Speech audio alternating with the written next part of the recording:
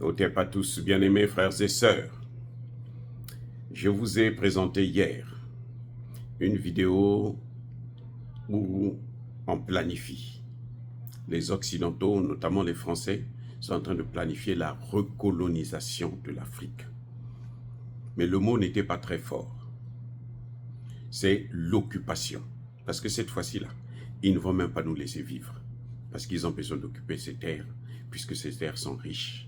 Et ces terres sont importantes pour eux, pour leur bonheur. Ils veulent vivre seuls dans ce monde. Et ils ont besoin de réduire la population mondiale. Ils seront obligés de faire des massacres. Le plan a été élaboré à l'Assemblée nationale française.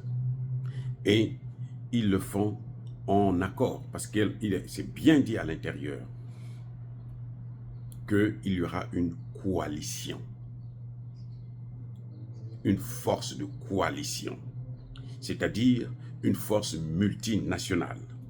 Cela veut dire plusieurs pays vont se mettre ensemble, mettre leur armée pour attaquer l'Afrique, pour occuper l'Afrique, pour recoloniser l'Afrique. Mais c'est comme ça qu'ils avaient fait la première fois. Vous vous souvenez de la conférence de Berlin de 1885? Mais c'est là que la colonisation a commencé. Parce qu'avant, c'était l'esclavage. Maintenant, ils sont passés par la colonisation. Et ils se sont partagés l'Afrique. Et c'est ce qu'ils sont en train de faire. Mais cette fois-ci, ils ne vont pas nous laisser là, sur place. Non, ils vont nous exterminer. C'est le plan. Que vous entendez bien ce qui a été dit. Je n'invente rien. Ce sont eux qui parlent. Je n'ai pas voulu faire de commentaires parce que je voulais que vous-même vous puissiez entendre ce qu'ils disent. Et maintenant, on peut en parler. Alors, les Occidentaux planifient de réoccuper l'Afrique, de recoloniser le continent. Maintenant, vous comprenez pourquoi il y a le système, la politique de déguerpissement en Côte d'Ivoire. Est-ce que vous avez compris pourquoi ils sont en train de déplacer, chasser les gens de leurs habitations? Des quartiers entiers sont en train d'être rasés par le gouvernement d'Alassane Ouattara, par l'armée d'Alassane Ouattara, par la police d'Alassane Ouattara. Que ces militaires sachent, que ces policiers sachent qu'ils ne vont pas être épargnés. Ils seront, écoutez bien, que les policiers, les militaires, les gendarmes ivoiriens sachent qu'ils seront les premiers. Ils ne seront pas épargnés, ils seront d'ailleurs les premiers à être neutralisés. Pourquoi je dis ça? Parce que vous êtes bien content de les chasser, on vous donne de l'argent et tout. Pourquoi je dis ça? Parce que ce que vous êtes en train de voir qu'ils sont en train de planifier en Côte d'Ivoire, à Abidjan, là où ils vont mettre leur base logistique multinationale, avec les Nations Unies, les puissances occidentales et de l'OTAN, ce que vous êtes en train de voir là, c'est ce qu'ils avaient fait avec le Mali. Ils avaient commencé avec le Mali. Le monde entier n'avait pas compris. Certains pays de l'OTAN n'avaient pas compris. Quand ils avaient compris, c'était trop tard. Assimi Goïta avait déjà sorti la tête. Et qui a capoté ce projet? C'est les FAMA, ce sont les FAMA, ce sont les policiers, ce sont les gendarmes.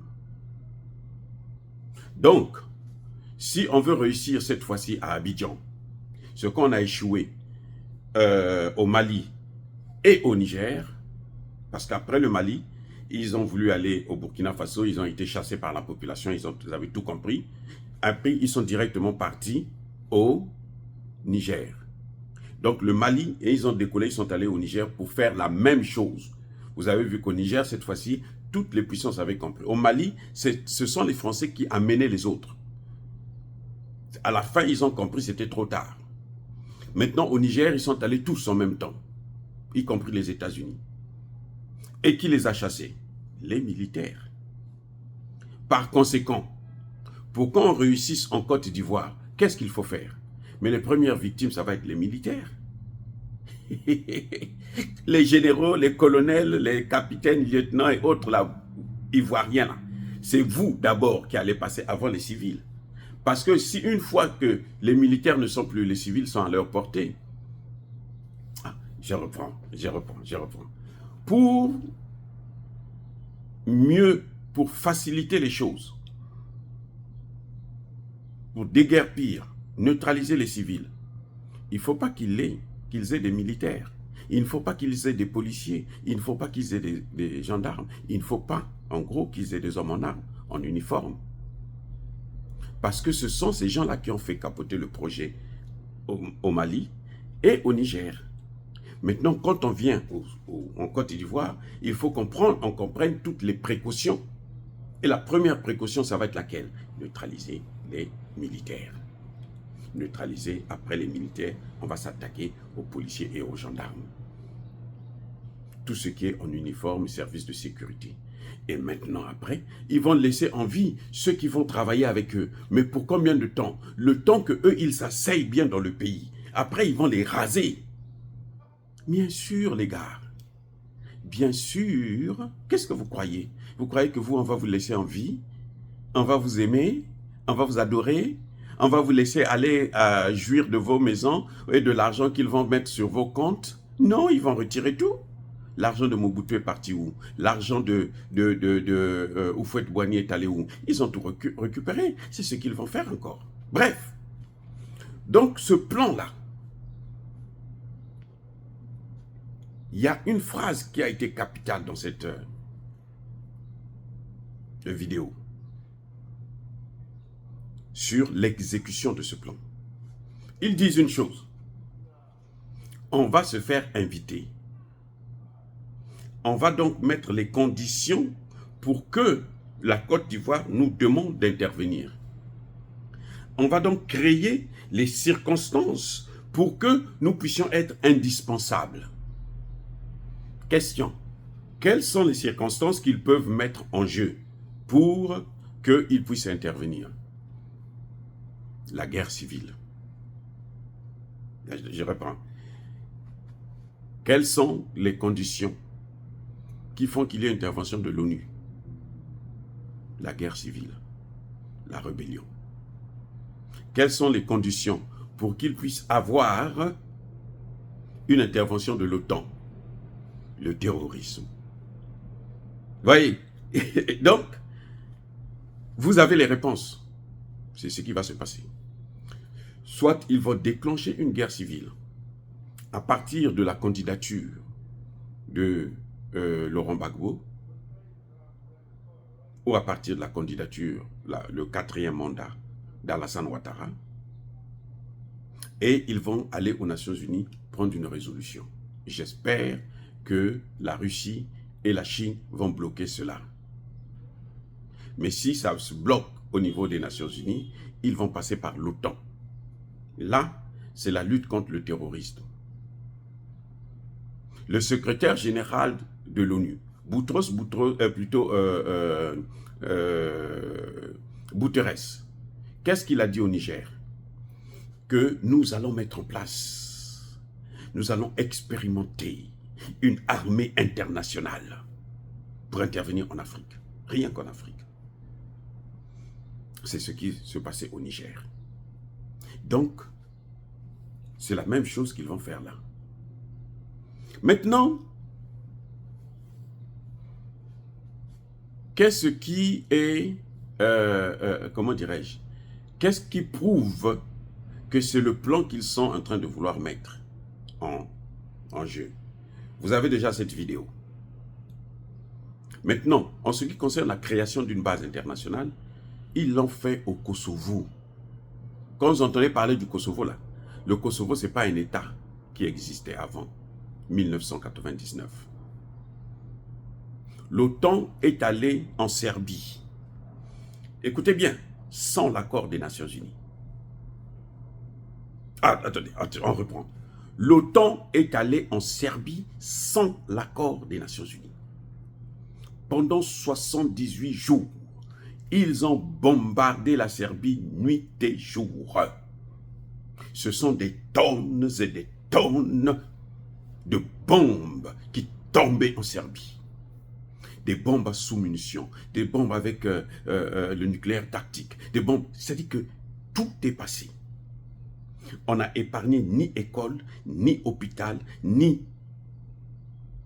bureau, administration et autres, ni cité résidentielle. Ils ont massacré, ils ont rasé pour une seule chose. Créer un État, le Kosovo. Quand on a créé le Kosovo, on a maintenant créé une base militaire de l'OTAN, la plus grande qui existe dans le monde en ce net moment. Bien-aimés frères et sœurs, africains, africaines, écoutez bien ce que je suis en train de dire. Je suis spécialiste des questions de la prévention des conflits. C'est moi qui ai créé le système là, la théorie de la prévention, c'est ma création. C'est mon œuvre à moi. Je suis fier d'être celui qui a créé ça, qui a inventé ça. Je vous dis, je vous prévois. Je suis dans mon rôle, je vous prévois. Voici ce qui est en train de nous attendre. Nous, parce que ça ne concerne pas seulement la Côte d'Ivoire, ça concerne le continent en tout entier. Je vous avais déjà dit que pour le Mali, c'était à partir du Mali qu'ils allaient occuper tout le Sahel d'abord et descendre dans le golfe de Guinée et puis s'éparpiller encore sur tout le continent africain. Ça a échoué. Maintenant, ils vont passer par la Côte d'Ivoire. Le Sénégal est déjà acquis. Comment vous l'appelez? Diomaye Faye a grandement ouvert le boulevard, le gros trou, en invitant les Nations Unies, en invitant l'Union européenne pour venir sécuriser la base. Vous voyez comment ils ont fait, non? Ce qu'ils disent là, ce qui est dit dans la vidéo, on va leur demander de nous inviter. C'est ce qu'ils ont fait avec le Sénégal. Ils ont déjà fait ça. Ils ne changent pas de méthode.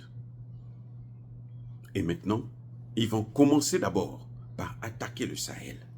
Après le Sahel, ils vont aller vers le golfe, l'ensemble du golfe de Guinée. Parce que le Sénégal et la Côte d'Ivoire sont des acquis pour eux. Je plains pour cette jeunesse sénégalaise et ivoirienne. Je crains, je plains. J'ai pitié de cette jeunesse parce que ce qui les attend, par la faute de leurs dirigeants. Ce n'est pas petit garçon. Mais nous avons l'espoir. Et ça, nous en parlerons dans une autre vidéo. Dire cela, c'est inciter à la haine ou à la violence, non. Yaba colère V, Yama lève. Encore une fois de plus, bien aimés frères et sœurs, je persiste et je signe. Soyez bénis, abondamment bénis par le Dieu des Kémites et par nos ancêtres angélisés. Mais que tous ceux qui persécutent le continent africain, le pillent, le déstabilisent, veulent le recoloniser, le réoccuper, qu'il soit noir, blanc, chinois, arabe, juif, indien, qui qu'il soit puni, maudit, foudroyé, neutralisé, écrasé, effacé par le Dieu des Kémites et par nos ancêtres angélisés. Vive l'Afrique éternelle. J'ai dit et j'assume.